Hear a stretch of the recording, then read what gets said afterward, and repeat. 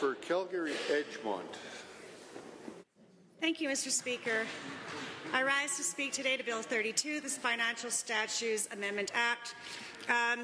Alberta, we are here in an affordability crisis, and many Albertans are hurting financially, and people are struggling. What gets me is that, as we're struggling, people are struggling in my riding.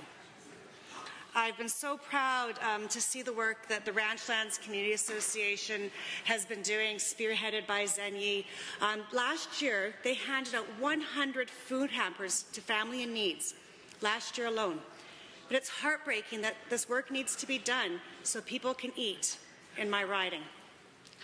I have so much gratitude that the Dalhousie Community Pantry, nestled behind the Dalhousie Elementary School, is there to support community members. Both these local supports need donations of non-perishable food items, also diapers and formula and menstrual products and food for animals. Now we have this bill, Bill 32. It fails to make life more affordable for anyone.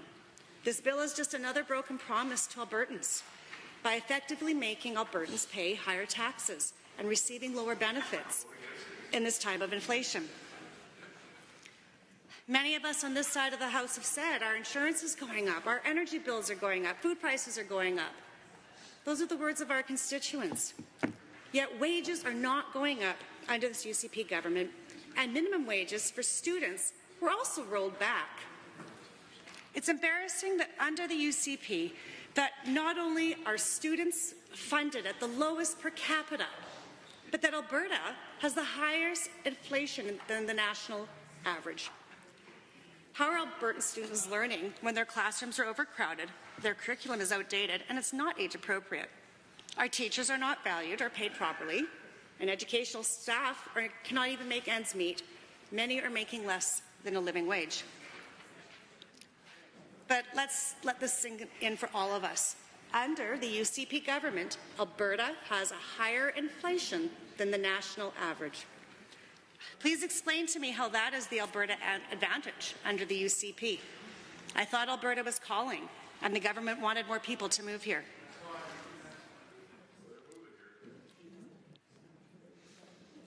But here's the thing, if folks were making a decent living and they didn't have to decide between food and bills due to the inflation in our province by the UCP, if the UCP stood up for Albertans and took care of those in need, we wouldn't need volunteers in our local communities doing that work.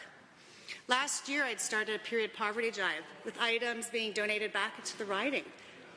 It brings much needed to help women and girls because they can't afford it. But now there's this new level also being requested that we're needing to look for formula for babies and diapers. Diapers for babies. We shouldn't have to be fundraising and asking for donations for basic needs. In a previous life, I worked in a nonprofit with individuals with disabilities. Individuals here in Alberta on AISH, I worked with them when this government changed back the date on their payments and saw the devastating impacts.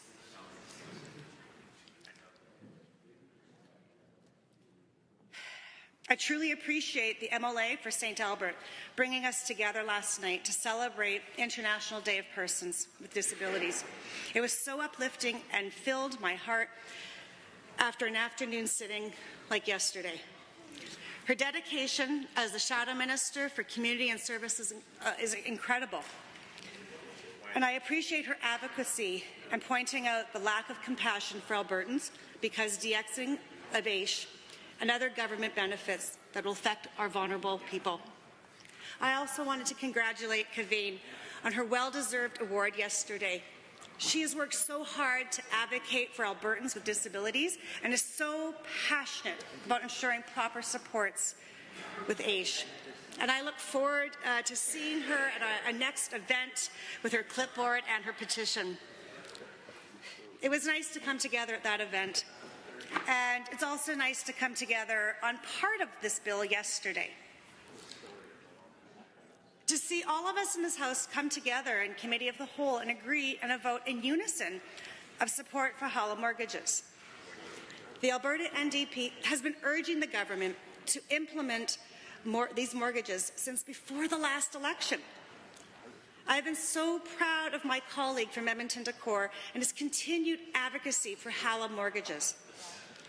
We just wish that maybe it acted a little bit more urgent and added a bit more to it.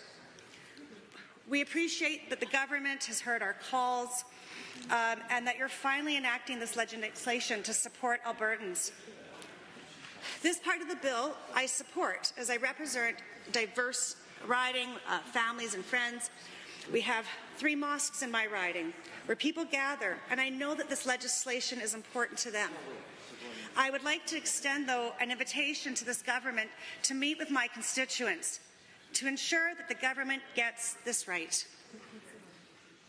Alberta is diverse, and we need to support and provide for diverse needs of all of our communities.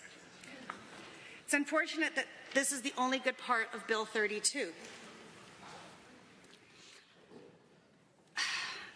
We have this bill, Bill 32, and it fails to make life more affordable for, sorry, I already did that part, sorry. I'm grateful, though, in my community and the members in my riding who live there. I love that Barb and Edgemont unapologetically ask anyone to donate money, time, or goods for breakfast clubs or food baskets for the community. I'm grateful that Joy buys food for her parish to hand out baskets on a weekly basis. And thank heavens for the Westminster Presbyterian Church, who works with the Calgary Food Bank to serve the Northwest region of Calgary.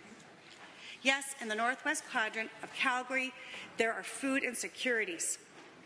And I am grateful for the many leaders in those areas who are stepping up to provide. So with this affordability crisis, I can't support this bill. I cannot support a bracket creep. My constituents are in the midst of an affordability crisis. They are struggling to meet ends meet, and de-extending does not help any of them.